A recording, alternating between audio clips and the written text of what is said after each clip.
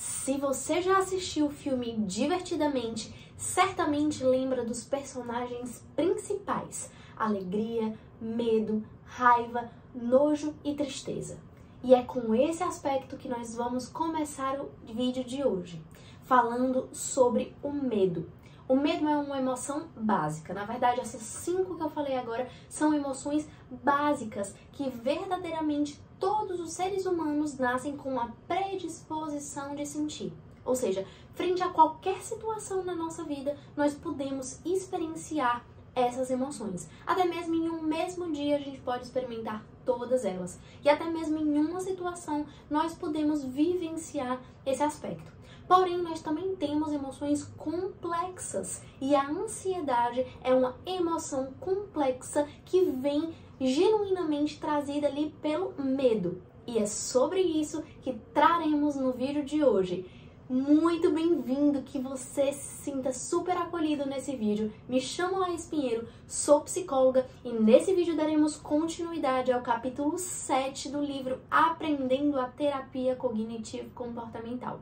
Se você ainda não viu os outros vídeos, corre no meu canal e logo assiste. O capítulo 7, ele fala sobre métodos comportamentais para aliviar a ansiedade e diminuir a evitação de algumas situações como desconfortáveis ali pelo sujeito. E no capítulo 6 também diz respeito a alguns métodos comportamentais que nós podemos colocar em prática no nosso processo de terapia com o nosso paciente. Então, corre lá para ver, e esse vai ser uma continuidade, vai ser a parte 2 dos métodos comportamentais.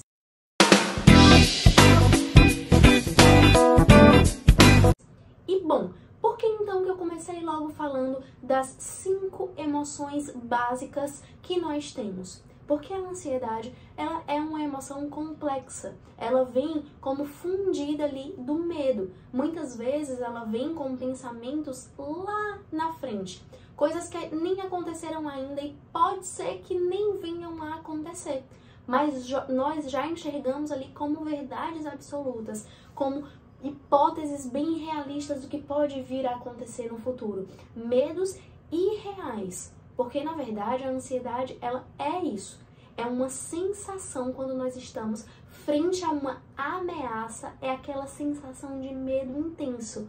Porém, essa ameaça não necessariamente é uma ameaça real. Às vezes, muitas vezes, os nossos pensamentos disfuncionais fazem com que nós olhemos para essa ameaça como uma ameaça real e acabamos potencializando tudo isso. Então, nesse capítulo, nós aprenderemos a lidar um pouco mais com isso e alguns métodos comportamentais para lidar com essa situação. E aí, explicando um pouquinho esse ciclo de evitação, o que pode acontecer, por exemplo, se você está ansioso ali com alguma coisa, como que isso pode ainda ser potencializado? Imagina só que você tem medo de elevador. Imagina que você tem um medo gigante de elevador. No momento em que você evita entrar no elevador, a curto prazo, essa emoção vai ser muito benéfica para ti, porque você não vai entrar em contato com o estímulo aversivo. Então, você logo vai se distanciar do estímulo aversivo. Então, a curto prazo ali, aquilo vai te trazer um benefício. Porém, a médio e longo prazo, essa evitação vai fazer com que o estímulo aversivo ele seja potencializado. Quanto mais você evitar entrar em contato com o estímulo aversivo, com o teu medo em si, o medo ele vai aumentar. Por isso que a gente trabalha muito a dessensibilização sistemática. O aspecto de diminuir realmente de pouquinho em pouquinho, gradualmente, o teu medo. E isso vai sendo, por exemplo, com exposição de imagens, com outros estímulos similares ao elevador, por exemplo. Porém, esse aspecto vai te ajudar muito.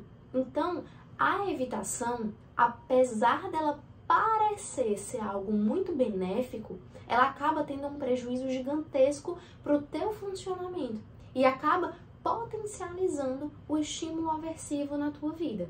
Então, vamos aqui junto trabalhar sobre esses aspectos dos métodos comportamentais. Como nós bem sabemos, nós estamos trabalhando com a terapia cognitivo-comportamental.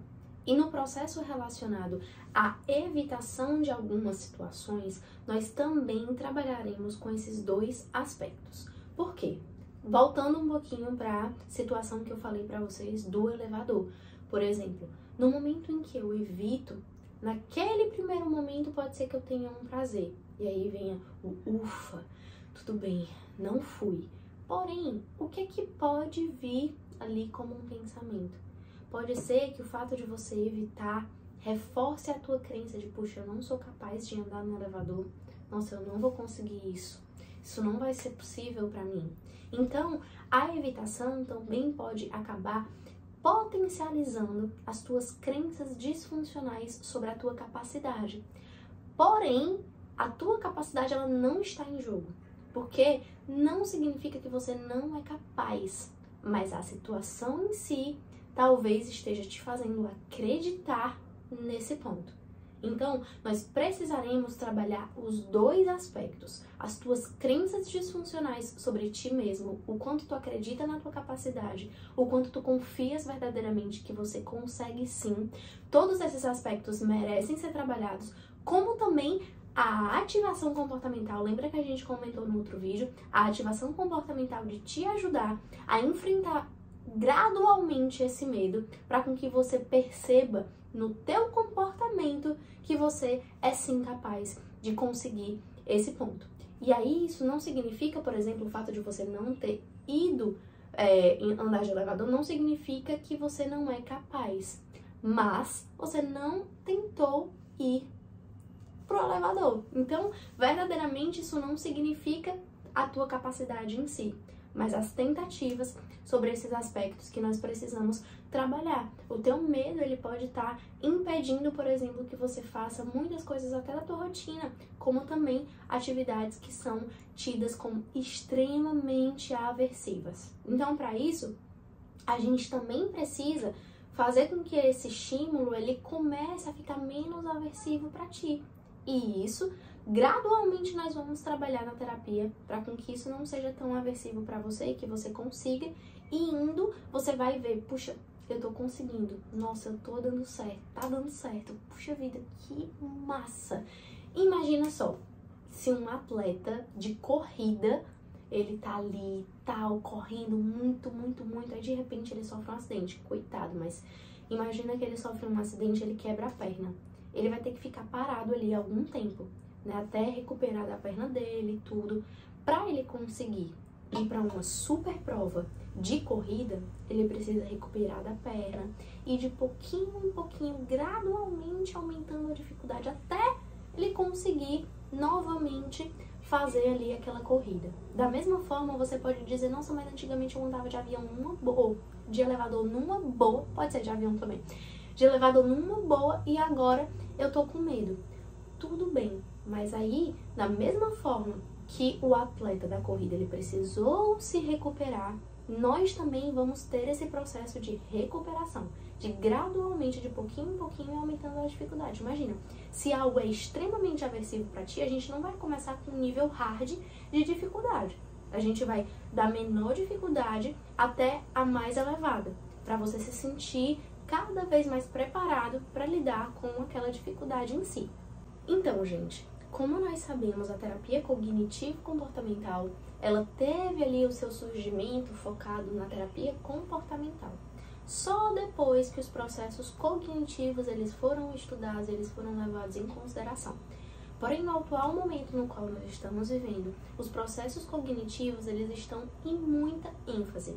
E acaba que nas evidências do ensinamento do processo cognitivo, das evidências de como os processos cognitivos influenciam mesmo no nosso bem-estar, na nossa qualidade de vida, como os nossos processos cognitivos literalmente são importantes, acaba que os métodos comportamentais, eles andaram um pouco enfraquecidos.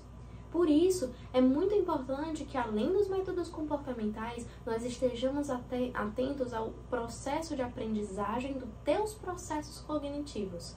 Por exemplo, analisar mesmo a tua história, o teu desenvolvimento desde o teu primeiro dia de vida até o dia atual. O que você aprendeu, por exemplo, sobre pensamentos catastróficos, como que você foi construindo ali os seus pensamentos automáticos, porque os pensamentos automáticos disfuncionais, eles dizem muito sobre os nossos medos, sobre os nossos receios, sobre as formações das nossas crenças nucleares, as nossas crenças centrais. Então, compreender todo o nosso processamento cognitivo, ele caminha assim lado a lado com os métodos comportamentais. Os métodos comportamentais, eles são muito importantes, mas que nós estejamos sempre atentos ali verdadeiramente ao objetivo que está por trás da utilização desses métodos, que deve ser para trabalhar também esse processamento cognitivo. Porque nós entendemos, por exemplo, que até o transtorno de ansiedade generalizado, no momento em que nós trabalhamos os pensamentos automáticos, as crenças, os esquemas ali produzidos por aquele sujeito, nós efetivamente vamos ter um resultado muito positivo na clínica, em conjunto com os métodos comportamentais. E aí, gente, quando a gente fala sobre o método comportamental, dois métodos são muito utilizados que podem te ajudar bastante ali com o teu paciente. A inibição recíproca e a exposição. Imagina só que o teu paciente, ele tá ali com um estado de ansiedade muito intenso ou que ele tá vivenciando uma emoção muito intensa. Nós vamos efetivamente, intencionalmente, contrair essa musculatura e fazer exercícios que consigam promover um relaxamento para aquela situação na qual ele está vivendo. Então, naquele momento em que ele está vivendo aquela emoção, nós vamos ensiná-los a realmente fazer essa respiração, por exemplo, exercícios que promovam uma calmaria para que ele consiga regular por si próprio as suas emoções naquele momento, que ele consiga efetivamente lidar com aquela emoção. E aí, conforme isso for sendo repetido por ele, conforme ele for colocando em prática esse método comportamental, certamente sempre que houver ali essa emoção muito intensa, com certeza, e se ele fizer esse exercício, ela vai ter uma diminuída significativa dessa emoção.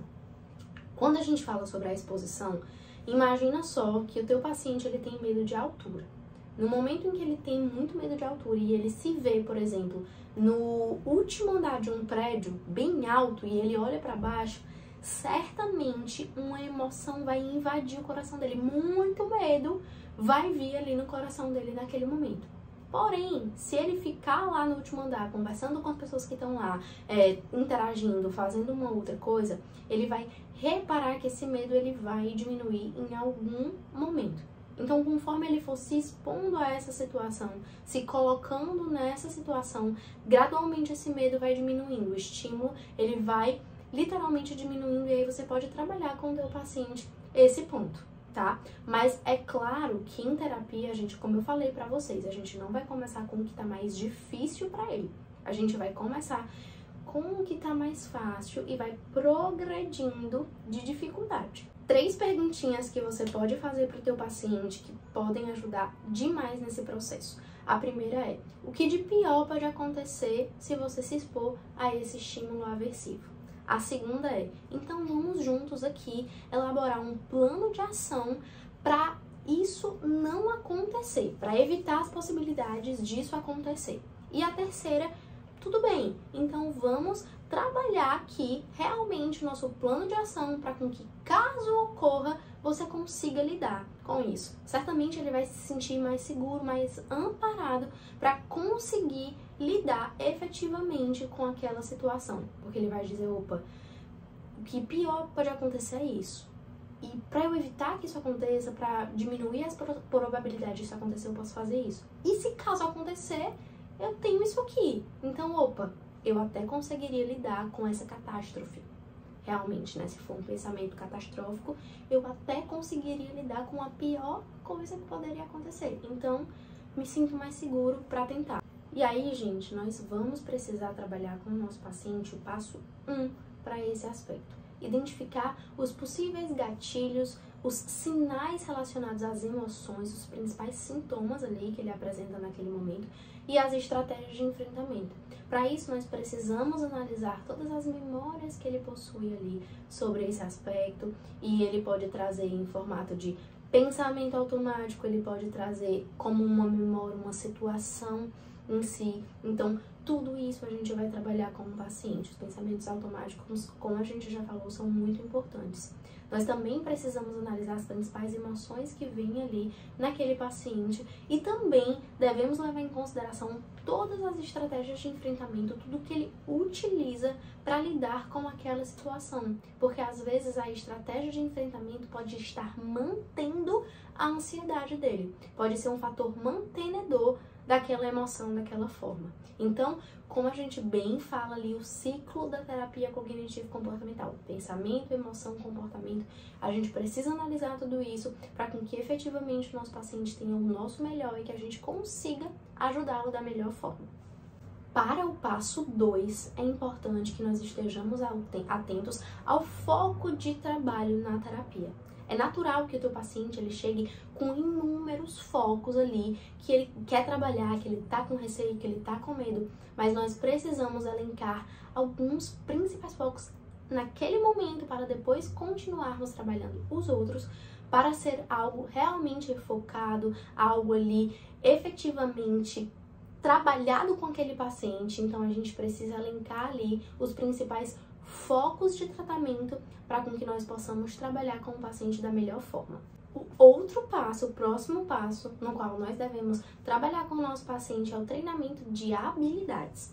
Com essas habilidades, o que nós vamos ensinar para o nosso paciente?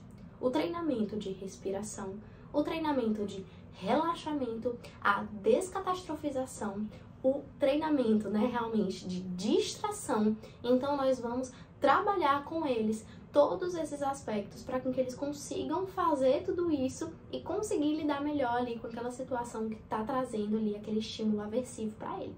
E como eu falei para vocês, que a exposição ao estímulo aversivo ela deve ser feita gradualmente e que a gente primeiro vai com o mais fácil, depois com o mais difícil.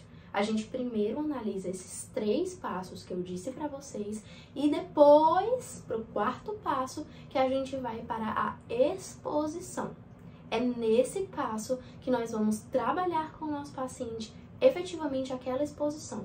Porque lembrem-se, no momento em que a gente vai trabalhar com isso, ele vai estar trazendo todas as emoções que ele possui sobre aquela situação em específica. Então, nós precisamos ter trabalhado com ele todas essas habilidades, analisado todos os gatilhos, todos os pensamentos que ele possui, todas as crenças que ele tem, todas as estratégias de enfrentamento, tudo isso, ter ajeitado todos esses aspectos, ter trabalhado com ele tudo isso, para conseguir expor a ele a esse estímulo aversivo, para que ele se sinta preparado para lidar com essa situação. Então, gente, no vídeo de hoje nós aprendemos alguns métodos comportamentais que você pode usar na tua prática clínica para ajudar o teu paciente. Confere os outros vídeos que eu tenho certeza que vão te ajudar também nesse processo da tua terapia com o teu paciente. Conta comigo e até o próximo vídeo. Um beijo bem grande em você!